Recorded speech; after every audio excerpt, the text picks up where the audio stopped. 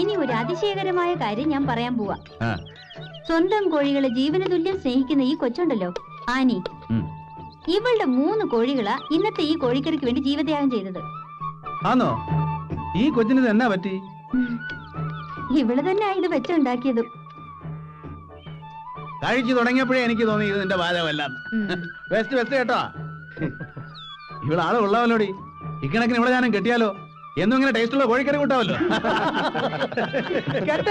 ഇനി ഇടമല നോക്കാനില്ല. ഞങ്ങളുടെ full support ഉണ്ട്. അച്ഛൻ ധൈര്യമായിട്ട് കെട്ടിക്കും. ചാണ്ടിച്ചായോ എന്നാടാ ഈ കിടന്ന് കാറിനെ? നമ്മുടെ വാഴ പാദ്യം പോയി ചാണ്ടിച്ചായ. വാഴ പോയെന്നു എന്ന് വെച്ചാ കാലത്ത് ചെന്ന് നോക്കുമ്പോ വാഴകൾ പാദ്യം പിഴുതി കളഞ്ഞേക്കുവാ. എന്റെ ഈശോയെ, എടി മേരിയെ, എടാ കുഞ്ഞെടുക്ക, ആണ്ട് വാഴയെല്ലാം പിഴുത് കളഞ്ഞെന്ന്. നമുക്ക് പോയി നോക്കാം വാ.